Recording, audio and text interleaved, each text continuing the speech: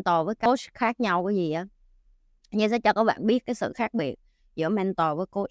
Đầu tiên á, coach á, là những người á, họ cho bạn cái kiến thức. Thì hồi xưa bạn phải đi kiếm coach để mà họ bày cho bạn. Tại vì coach họ, ví dụ họ học ở trường lớp, họ học ở trường đại học, hay họ học qua những chuyên gia, kiến thức nền, những kiến thức cơ bản bạn cần phải biết.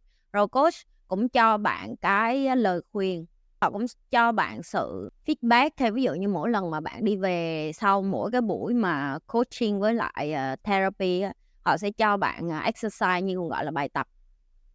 Bài tập này thì bạn cũng phải làm thôi, coach không có làm cho bạn đâu. Rồi bạn làm, rồi bạn về, rồi bạn với coach lại nói chuyện với nhau để phân tích là tại sao bạn làm như vậy, để cho bạn lời khuyên, để cho bạn cái cách làm tốt hơn lần sau. Rồi bạn lại về nhà và bạn lại làm bài tập tiếp.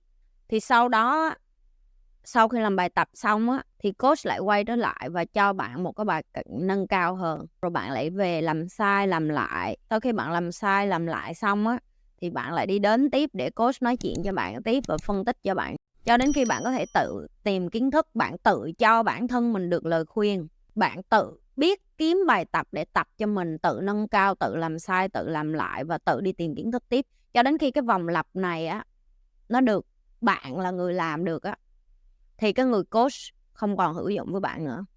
Đó là lý do tại sao hồi xưa Nhi đi học rất là nhiều, đến một cái tầng mà thầy của Nhi, hay còn gọi là mentor của Nhi, nói là mày đã đủ rồi, mày dư làm coach người khác rồi, mày không cần học làm coach nữa. Bây giờ mày phải học làm mentor, mày học làm mentor rồi mày còn phải học làm leader, tạo ra leader. Thì cái mà Nhi đang theo cái lộ trình của thầy Nhi đó là làm sao để chị train người khác trở thành một cái leader giống như chị, hoặc là hơn chị, hoặc là xuất sắc hơn chị, hoặc là tìm cái điểm sáng của họ để trở thành một cái leader. Đó là cái cách mà chị đang được học trong những năm vừa qua. Và học làm mentor nó khó hơn nhiều so với học làm coach. Coach rất dễ. Coach tất cả tụi em ai cũng có thể học. Em đăng ký một cái khóa gì đó, em certificate, hoặc là em vô trường nào đó em học 2-3 năm, em ra em có cái bằng à. Nhưng mà cái kỹ năng của em để nói chuyện với khách hàng của em khi em là coach hay không lại là một cái khác. Em mà tự bỏ em là coach xong rồi á hả, em không có giao tiếp được với khách, em không nói được với khách những cái thứ kiến thức mà khách cần, cũng rất là khó. Rồi vậy nếu như đây là coach, vậy mentor nó là cái gì? Mentor là một trong những cái mà chị thấy nó khác hoàn toàn ở khía cạnh nhiều người ta không hề biết. Thậm chí người Việt Nam mình, chị nghĩ nhiều người cũng chẳng có biết là mentor thiệt ra là gì nữa. Chị gọi đây là bậc thầy. Giờ đầu tiên, mentor họ không có cho em kiến thức luôn. Em nói chị Nhi, thầy không cho chị kiến thức, chị học chi vậy? Nhưng mà thầy cho chị cái định hướng, gọi là định hướng để đi tới cái nguồn đó để tự kiếm kiến thức. Chị rồi mentor là cái gì nữa? Mentor là cái người không bao giờ, và cả cuộc đời của em sẽ không bao giờ thấy họ chăm sóc em như cha mẹ em.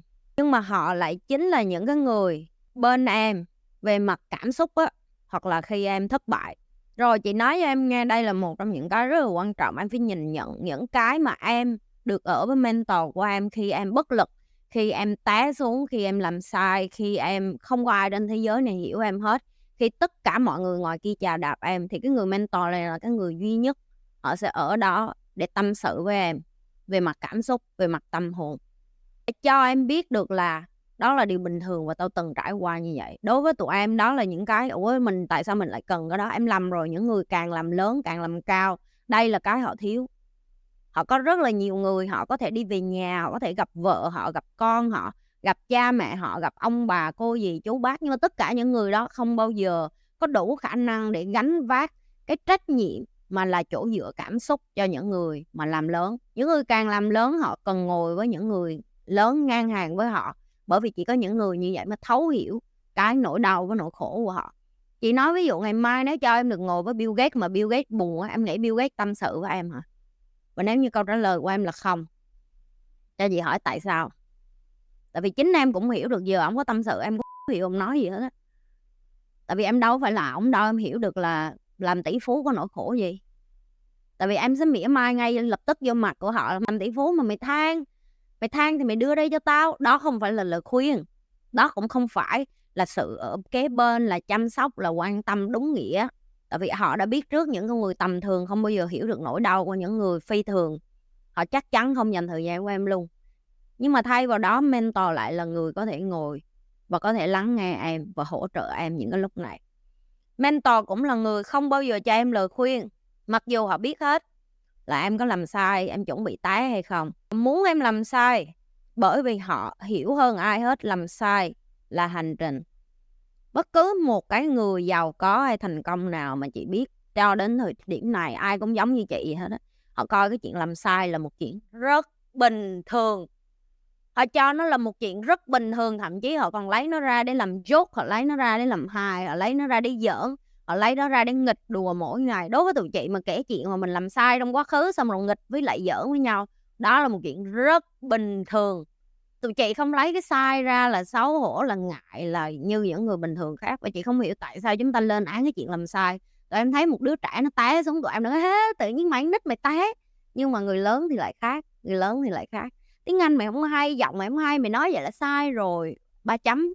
Cho đến khi tụi em bình thường hóa cái chuyện làm sai và em sợ cái chuyện chia sẻ em làm sai là cái chuyện rất bình thường, thì mentor cho em được cái đó. Họ bắt em làm sai luôn, họ còn muốn em làm sai nữa. Và họ biết những cái sai đó nó không có đáng giá hay là nó không có tới mức mất mạng em. Họ muốn em làm nhiều nhất có thể. Tại vì chỉ có thông qua những cái sai đó mới làm cho em cứng cáp. Kế tiếp, mentor còn làm cái gì nữa? Họ là những người mà em đến để em có thể là chính em. Rồi nếu em chính em với họ nghĩa là sao? Ví dụ hôm nay mày muốn đi ị, hôm nay mày muốn ăn làm sao, hôm nay mày đánh rắm làm sao, hôm nay mày không cần phải kỵ lệ như là hồi xưa mày đứng trước mặt thầy bà mày cúi chào, mày không cần trang nghiêm như vậy. Và họ cũng vậy với em. Khi họ ở với em họ có thể là chính họ, họ không cần phải đeo mặt nạ, họ không cần phải thể hiện trước public là một con người khác. Họ cũng có thể lầy với em, họ cũng có thể cho em lầy lại. Đối với chị cái này nó vượt trên giới hạn là tình bạn, đó là niềm tin rất vững chắc. Thầy có thể cho em nhìn thấy một cái khía cạnh khác, ví dụ như em muốn nghịch, muốn quậy, muốn phá gì đó, mà em không thể làm điều đó trước mặt vợ, chồng, ba má, con, cô, dì, chú, bác, bạn bè, những cái người trong chỗ làm của em á. Mentor của em họ nhìn họ làm đây, mày là con người mà tao không là con người thôi.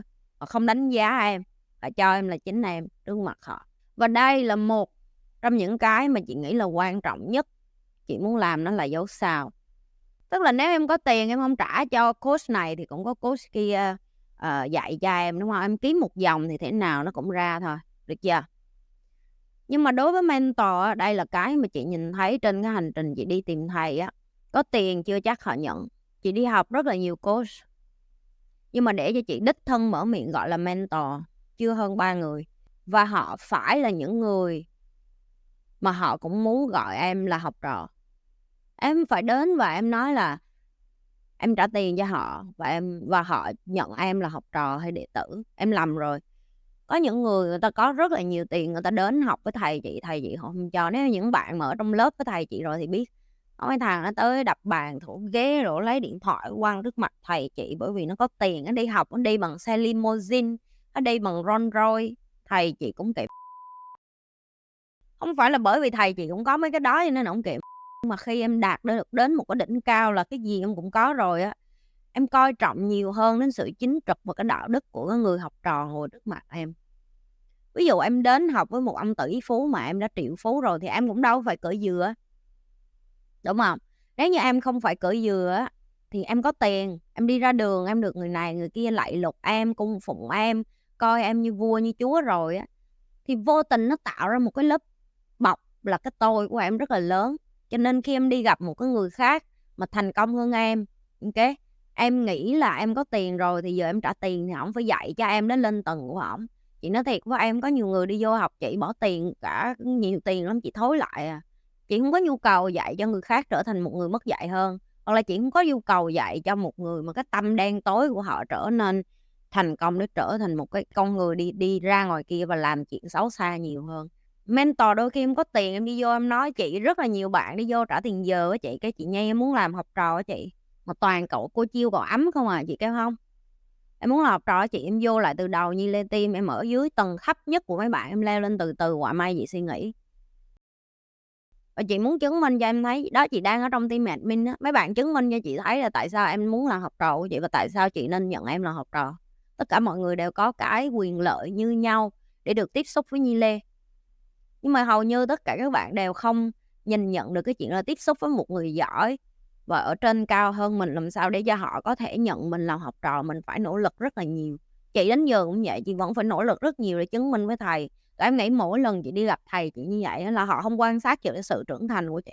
Thầy chị ngày đầu cũng đã nói mà đến một ngày tao với mày mà hết duyên làm thầy trò với nhau á, tao hết quan tâm đến mày. Nhưng mà tao muốn cho mày biết là nếu mà hết duyên á, là vẫn phải mạnh mẽ đứng lên, tại vì tất cả chúng ta đều là leader.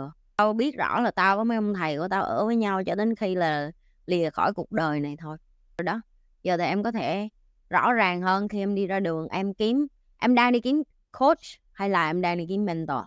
Đừng có quên nhấn like, share và subscribe nghe.